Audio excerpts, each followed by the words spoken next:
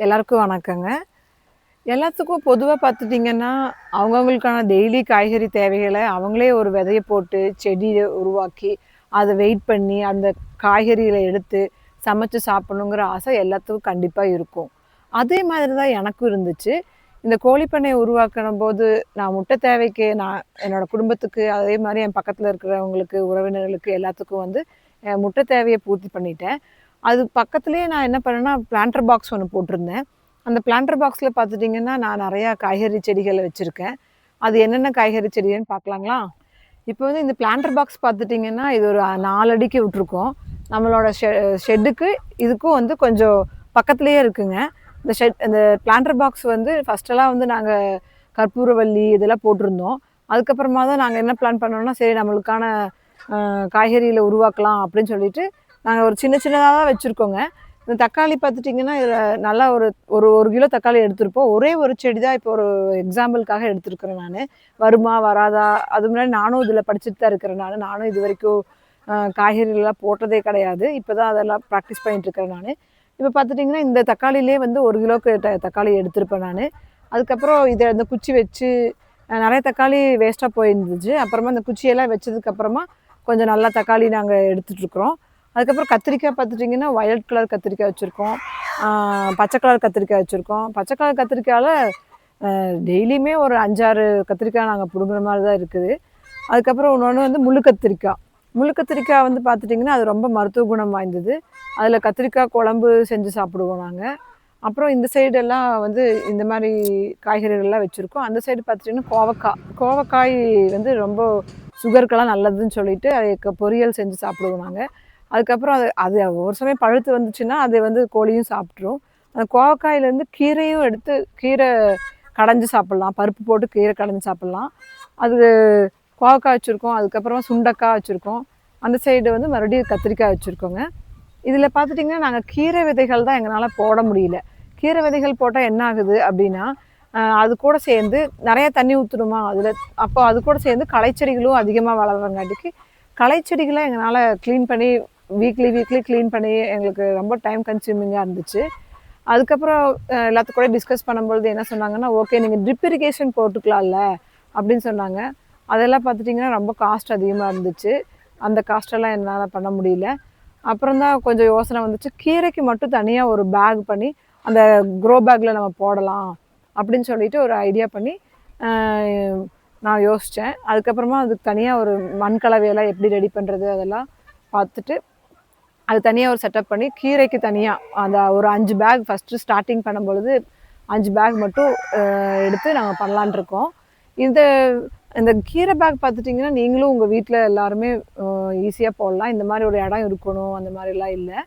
இது நானும் ஃபர்ஸ்ட் இருந்தே பண்றேன் நானு. அதனால நீங்களும் வந்து சப்போஸ் உங்களுக்கான தேவைகள, அதாவது காய்கறி தேவைகள நீங்களும் எடுக்கணும் அப்டின்னா, நீங்களும் இந்த மாரி சின்னதா எப்படி பண்றதுன்னு இந்த ஃபுல் வீடியோ பார்த்தீங்கன்னா, அதுக்கான எக்ஸ்ப்ளனேஷன்ஸ் குடுத்துருப்போம் நாங்க. கிளியரா இருக்கும். வாங்க இப்ப போய் எப்படி செட் பண்ணலாங்கிறத பார்க்கலாம்.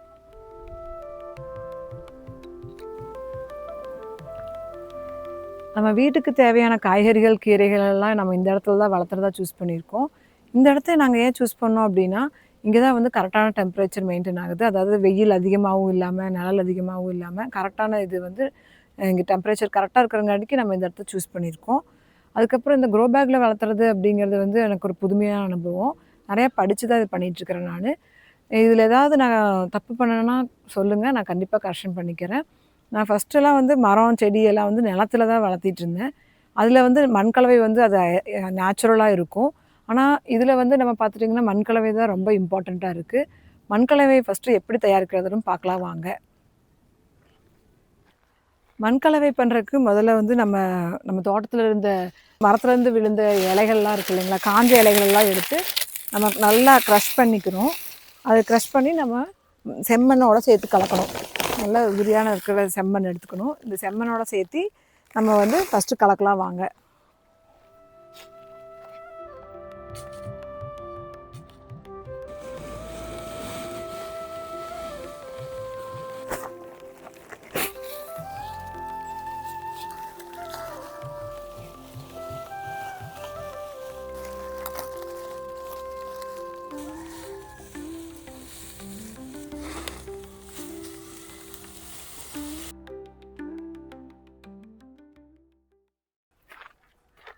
அடுத்தது பார்த்திங்கன்னா, நம்ம நம்ம தோட்டத்துலேருந்து மாட்டுலேருந்து வந்த சாண உரம் வந்து எடுத்துருக்குறோம். இது என்னன்னா சாணி காய வச்சு எடுத்துருக்குறோம் நம்ம.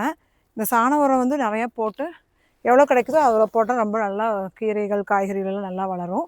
அடுத்தது பார்த்திங்கன்னா மோர். இந்த மோர் வந்து 5 நாள் புளிச்ச மோர் இது. இந்த மோர் வந்து ரொம்ப நல்லதுன்னு சொன்னாங்க. அடுத்தது வந்து மண்புழு உரம். இந்த மண்புழு உரம் வந்து எல்லாத்துக்கும் இதுக்குள்ளே போடணும் நம்ம. அப்புறம் கொஞ்சம் மண்புழு எனக்கு கிடச்சிது. அந்த மண்புழுவும் நம்ம வந்து இதுக்குள்ளே போட போகிறோம். எல்லாத்தையும் போட்டு ஒன்றா மிக்ஸ் பண்ணலாம் வாங்க. நெக்ஸ்ட்டு நம்ம மோர் ஊற்றுறோம். இது நல்லா புளிச்ச மோர், கொஞ்சம் தண்ணி நல்லா கலந்துருக்கு. இந்த மோர் வந்து நல்ல பாக்டீரியாவை இது பண்ணும், இன்க்ரீஸ் பண்ணி விடும். அதனால் இந்த மோர் கலவையை நம்ம ஊற்றுறோம் நம்ம. அடுத்து சாணி உரம் நம்ம போட போகிறோம்.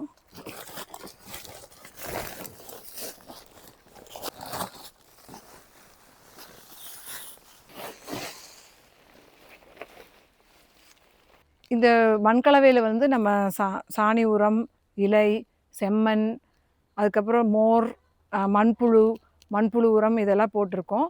இது எல்லாத்தையும் ஃபஸ்ட்டு நல்லா கலக்கிக்கலாம் வாங்க.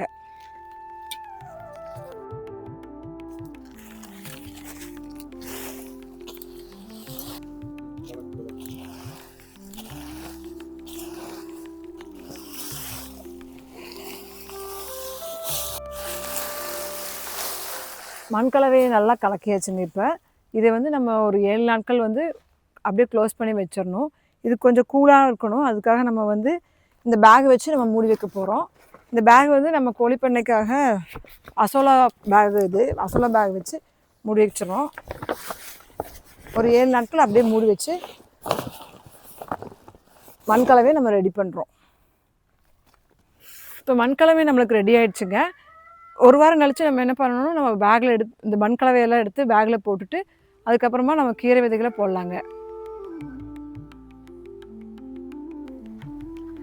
இப்போ பார்த்தீங்கன்னா மண்கலவை வந்து ரெடியாக இருக்குது. இது பாட்டு ஒரு வாரம் ஆச்சுங்க. இந்த பேக்கில் வந்து நம்ம போட்டு வச்சுருக்கோம். கீரை விதைகள் விதைக்கிறதுக்காக தயாராக இருக்குது இந்த மண்கலவை.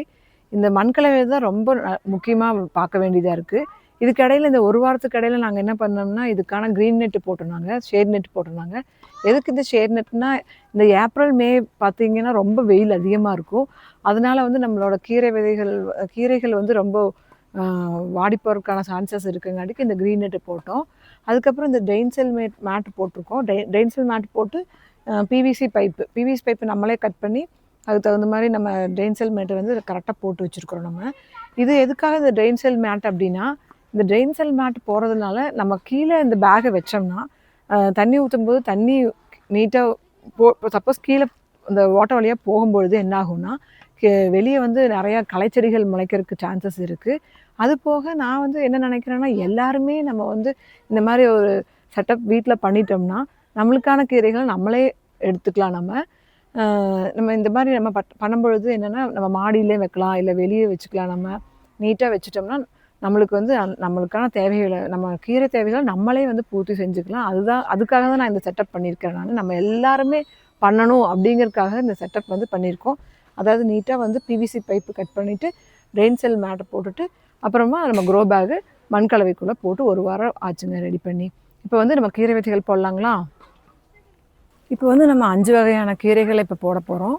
நீங்கள் வந்து கீரைகள் தான் போடணுன்ட்டு இல்லை. நீங்கள் வந்து காய்கறிகள், பழங்கள் எந்த விதைகள் வேணாலும் நீங்கள் இந்த க்ரோ பேக்கில் நீங்கள் போட்டுக்கலாம்.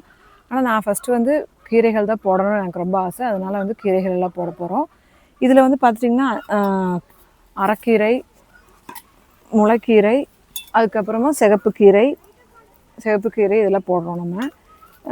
அதுக்கப்புறம் வெந்தயக்கீரை இந்த வெந்தயத்தை வந்து நான் ஒரு நாள் ஃபுல்லாக ஊற வச்சு எடுத்துகிட்டு வந்திருக்கேன். அப்போ சீக்கிரமான ஒரு முளைப்பு வந்து நம்மளுக்கு கிடைக்கும் இந்த வெந்தயக்கீரையிலேருந்து. அதுக்கப்புறம் கொத்தமல்லி, டெய்லி யூஸ் பண்ணுற நம்ம வீட்டுக்கு தேவையான கொத்தமல்லி விதைகளை நான் வந்து எடுத்துகிட்டு வந்திருக்கேன். இந்த கொத்தமல்லி விதைகளையும் வந்து நான் நல்லா இடித்து அதுக்கப்புறம் ஒரு நாள் ஃபுல்லாக இந்த மாதிரி துணியில் கட்டி எடுத்துகிட்டு வந்திருக்கேன். இப்போ வந்து நம்ம வந்து கீரை விதைகளை வந்து இப்போ போட போகிறோம் இந்த 5 வகையான பேக்கில். இப்போ வந்து நாங்கள் என்ன பண்ணோன்னு பார்த்தீங்கன்னா, இந்த கீரை விதைகளே 5 பேக்கில் 5 வகையான கீரைகளை போட்டாச்சுங்க. அந்த கீரை போடுறதுக்கு முன்னாடி கொஞ்சம் மண்கலவை வந்து கொஞ்சம் லூஸ் பண்ணி விடணும். கொஞ்சம் நல்லா லூஸ் பண்ணி விட்டுட்டு, அதுக்கப்புறமா அந்த கீரை விதைகள எடுத்து ஒவ்வொரு பேக்ல ஒவ்வொரு வகையான கீரைய போடணும். அந்த கீரை விதைகள எடுத்து பக்கம் பக்கமா தூவி விடணும். பக்கம் பக்கமா தூவி விடும்போது என்ன ஆகும்னா, அது வளரும்பொழுது ஒண்ணுக்கொண்ணு சாயாம கிட்ட கிட்ட நிக்கும்போது ஸ்ட்ராங்கா கொஞ்சம் வளரும் அது. அதுக்காக தான் நம்ம பக்கம் பக்கமா கொஞ்சம் நெறைய விதைகள தூவி விடணும். அத தூவி விட்டதுக்கு அப்புறமா கொஞ்சம் மண்கலவைய ரெடி பண்ண மண்கலவையவே எடுத்து அது மேல நம்ம போட்டு வைக்கணும். அந்த மண்கலவை போடும்பொழுது அதுக்கு கொஞ்சம் மூடாக்கு மாரி அப்படியே போட்டு விடணும். அதுக்கப்புறமா நம்ம என்ன பண்ணணும்னா, தண்ணி தண்ணி தெளிக்கும் பொழுது ரொம்ப பலார்ன்னு ஊத்தாம, கொஞ்சம் ஸ்ப்ரே பண்ற மாரி தண்ணி ஊத்தணும். தண்ணி வந்து கொஞ்சம் ஈரப்பதமாவே வச்சிருக்கணும். இந்த கீரைகளுக்கு மட்டும் கொஞ்சம் ஈரப்பதம் அதிகமா இருந்துச்சுன்னா நல்லாயிருக்கும். ஆ அப்புறம் இந்த வாரத்துக்கு ஒரு தடவ வந்து நீங்க அரிசி கழுவுன, பருப்பு கழுவுன தண்ணி எல்லாம் எடுத்துட்டு வந்து, நீங்க அதை வந்து ஸ்ப்ரே நம்ம பாட்டில்ல ஊத்தி நம்ம வந்து ஸ்ப்ரே பண்ற மாரி பண்ணுனோம்னா, கொஞ்சம் நல்லா ஆரோக்கியமா அதில இருக்கிற ஸ்டார்ச் அரிசியில இருக்கிற ஸ்டார்ச் எல்லாம் வந்து நம்மளுக்கு வந்து அ ஒரு ஒரு ஆரோக்கியம் ஒரு நியூட்ரிஷியன்ஸ வந்து தருங்க. இந்த கீரை விதைகளுக்கு வளர்றதுக்கு நல்ல ஒரு சத்து கிடைக்குங்க அந்த அரிசி தண்ணீல. அது வாரத்துக்கு ஒரு தடவ தந்தா போதும் நீங்க. அதுக்கப்புறம் நீங்க வந்து நீங்களும் இதே மாதிரி அ உங்க வீட்லயே இதே மாரி கீரை வகைகள போட்டீங்கன்னா, எனக்கு ரொம்ப சந்தோஷம். உங்களுக்கு ஏதாவது டவுட்ஸ் இருந்துச்சுன்னா கமெண்ட் பண்ணுங்க. நான் கண்டிப்பா ஆன்சர் பண்றேன். நீங்க எல்லாரும் நானும் இதுல கீரைகள எடுத்து நானும் சந்தோஷமா இருப்பேன். அதே மாரி நீங்களும் இந்த கீரை விதைகள போட்டு கீரை எடுத்தீங்கன்னா, எனக்கு ரொம்ப சந்தோஷமா இருக்குங்க. நன்றிங்க.